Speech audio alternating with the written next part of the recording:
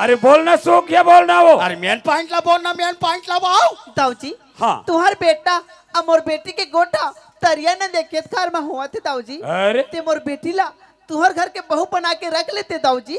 ई कर के बात है, ई कर रही जती दाऊजी। हे गरीबी ना तुम्हार जगह झोली फैला के भीख मांगा थे दाऊजी।